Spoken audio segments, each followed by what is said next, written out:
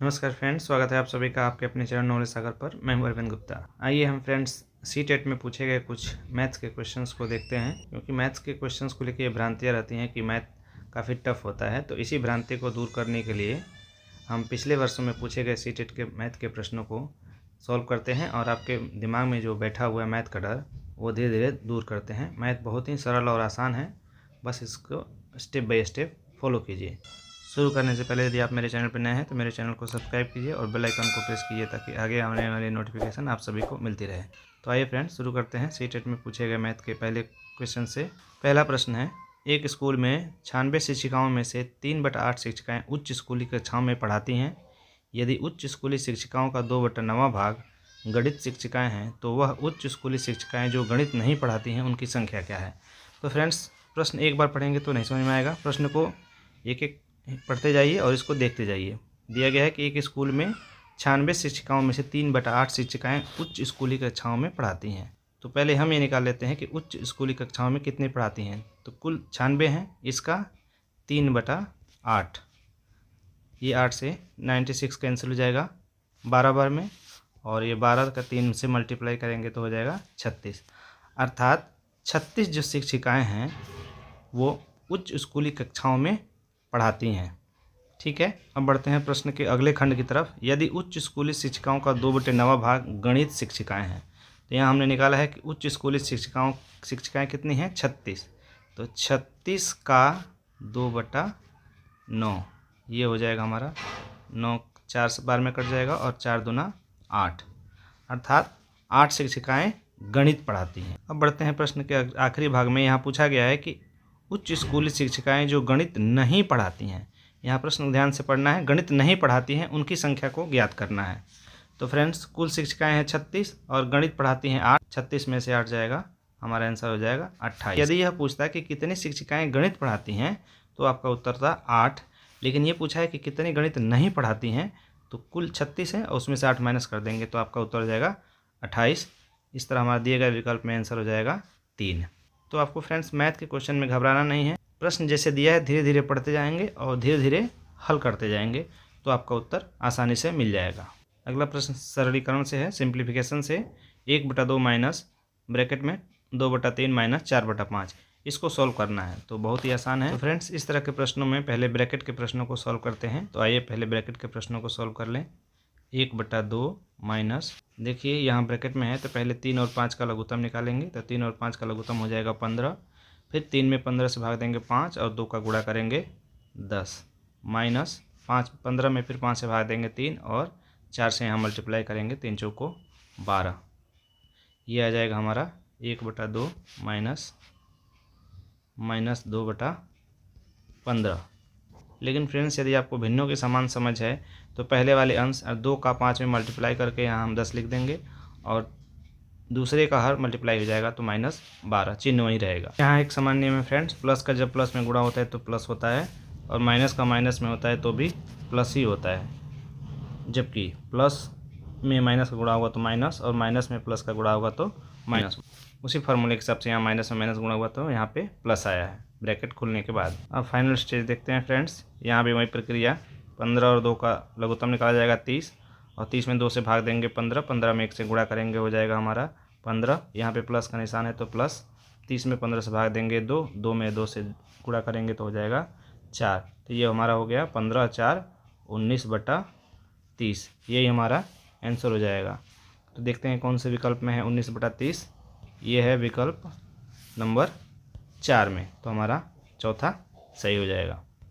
तो फ्रेंड इस तरह के प्रश्नों से घबराना नहीं है, हम बड़े आसानी से सॉल्व करना है। आइए बढ़ते हैं अगले प्रश्न की तरफ।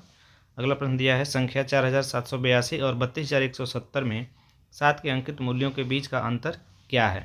तो फ्रेंड्स हमें सबसे पहले समझना है कि अंकित मूल्य क्या होते हैं। एक्चुअली यहाँ मूल्य की जगह मान होना चाहिए। अंकित मान या जातीय मान दोनों एक ही होता है, जो उस संख्या जितनी लिखी होती है वही उस संख्या का अंकित या जातीय मान होता है। आइए सबसे पहले देख लेते हैं कि 7 का स्थानीय मान क्या है। तो इकाई, दहाई, सैकड़ा, अर्थात तीसरे नंबर पे है तो यहाँ 7 का स्थानीय मान 700 है, जबकि यहाँ 7 का स्थानीय मान 70 है, अर्थात दहाई के स्थान पर 7 है। लेकिन स्थानीय मान और अंकित मान दोनों अलग अलग चीज़ें हैं। अंकित मान या जिसे जातीय मान भी कहते हैं, ये इस संख्या के वैल्यू को ही दिखाता है। तो यहाँ इस संख्या का अंकित मूल्य 7 का जो हो जाएगा वो 7 ही होगा, और यहाँ भी इस संख्या का अंकित मूल्य 7 ही होगा। तो 7 में से 7 जाएगा तो आंसर हो जाएगा 0। लेकिन यदि प्रश्न में ये पूछता है कि संख्या 4782 और 32170 में 7 के स्थानीय मानों का अंतर कितना है, तब हमारा उत्तर होता 700 - 70 = 630। तो इस प्रकार हमारा सही उत्तर हो जाएगा फ्रेंड्स 3, चूँकि यहाँ अंकित मूल्य या अंकित मान के बारे में पूछा गया है। तो एग्जामिनर आपसे जानना चाहता था कि आप अंकित मान और स्थानीय मान के बीच के अंतर को समझ पा रहे हैं या कि नहीं। यदि आप अंतर को समझ पा रहे हैं तो बहुत ही आसानी से आंसर दे देंगे, अदरवाइज आप फंस जाएंगे। अगला प्रश्न भी फ्रेंड्स सामान्य समझ पर आधारित है। इसमें पूछा गया है कि निम्नलिखित कथनों में से कौन सा पूर्ण संख्याओं के लिए सत्य नहीं है। तो सबसे पहले हमें यह जानना चाहिए कि पूर्ण संख्याएँ क्या हैं। तो पूर्ण संख्याएँ 0 से लेकर 1, 2, 3 यानी अनंत तक ये संख्या, जिनको पूर्ण संख्याएँ या होल नंबर कहा जाता है। जबकि नेचुरल नंबर में इस 0 को माइनस कर देंगे तो जो बाकी बची संख्याएं होती हैं वो नेचुरल या प्राकृतिक संख्याएं होती हैं। तो आइए फ्रेंड्स इसको देखते हैं कैसे सॉल्व होगा। यहाँ 3 चर दिए गए हैं A, B और C। तो मान लेते हैं हम A = 2, B = 3 और C = 4। इन सभी के मान को रख के इसमें चेक करेंगे तो हमें आसानी से आंसर मिल जाएगा। इसको मान के अगर हम देखेंगे तो A + B अर्थात 2 + 3 यह हो जाएगा 5। यहाँ B + A 3 + 2 ये भी हो जाएगा 5, यानी ये कथन सही है। दूसरा चेक करते हैं A - B अर्थात 2 - 3 क्या बराबर है B - A अर्थात 3 - 2 के। तो यहाँ आप देखेंगे तो इसको अगर सॉल्व करेंगे तो यहाँ आ जाएगा -1। यहाँ अगर इसको सॉल्व करेंगे तो यहाँ आएगा 1 कि -1 1 के बराबर नहीं है। तो इस प्रकार हमारा आंसर हो जाएगा दूसरा। फ्रेंड्स सामान्य समझ अगर आप रखते हैं तो आप दूसरा प्रश्न चेक करने के बाद यहीं आप चेक कर देंगे, आगे नहीं बढ़ेंगे। लेकिन अगर आपके मन में डाउट है कि क्या आगे वाले भी प्रश्न सही हैं कि नहीं हैं तो उनको भी आप चेक कर सकते हैं। A × B अर्थात 2 × 3 यहाँ हो जाएगा 6, B × A 3 × 2 ये भी हो जाएगा 6, ये भी सही है। A + B मतलब 5 और 5 में +C यानी 4, ये हो जाएगा हमारा 9। फिर दूसरे पक्ष की तरफ आते हैं A अर्थात 2 और B + C। तो पहले B + C को जोड़िए, यहाँ हो जाएगा 7 और 7 में 2 जोड़ेंगे 9। तो ये भी हमारा सही है। इस प्रकार हमारा सही आंसर हो जाएगा B। अगला और 5वां क्वेश्चन देखिए। ये बिल्कुल सामान्य समझ पर आधारित है और आपको ये सिर्फ प्रश्नों के जाल में उलझाया गया है। प्रश्न कुछ भी नहीं है। पूछता है जब किसी संख्या को 6 से विभाजित करने के लिए कहा गया तो रानी ने उसे 9 से विभाजित किया और उसने भागफल 21 और शेषफल 3 मिला। अपनी गलती का एहसास होने पर उसने संख्या को 6 से विभाजित किया। अब कितना भागफल और शेषफल मिलेगा। तो ये प्रश्न काफ़ी लंबा है लेकिन है कुछ नहीं। तो फ्रेंड इसको सॉल्व करने के लिए या तो आपको ये सूत्र याद होना चाहिए, अगर ये सूत्र याद नहीं है तो भी हम बहुत आसानी के साथ सामान्य समझ के साथ इस प्रश्न को सॉल्व कर सकते हैं और घबराने की कोई बात नहीं है। आइए देखते हैं कैसे। आइए फ्रेंड्स एक सामान्य समझ के रूप में हम देखते हैं। अगर किसी ने कहा कि आप 48 को 5 में भाग दीजिए तो आप क्या करते हैं।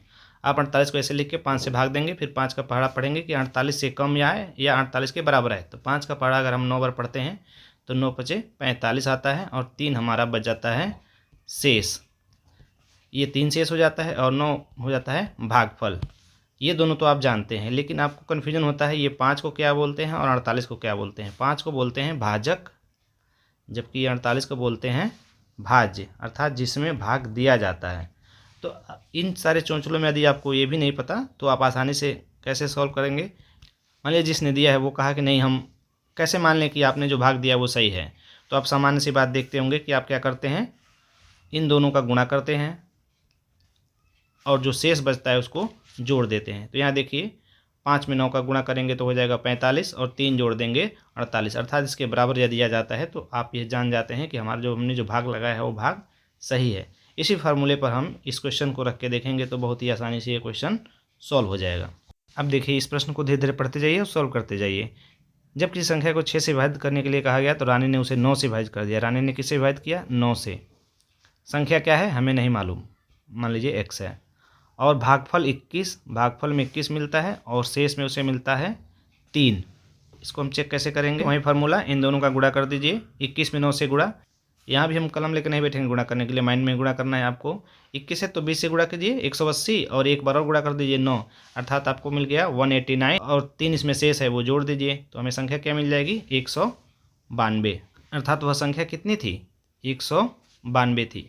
अब 192 को हम 6 से विभाजित करके देखेंगे कि कितना भागफल आ रहा है और कितना शेषफल आ रहा है। यहाँ देखिए अब 6 से भाग करेंगे 192 में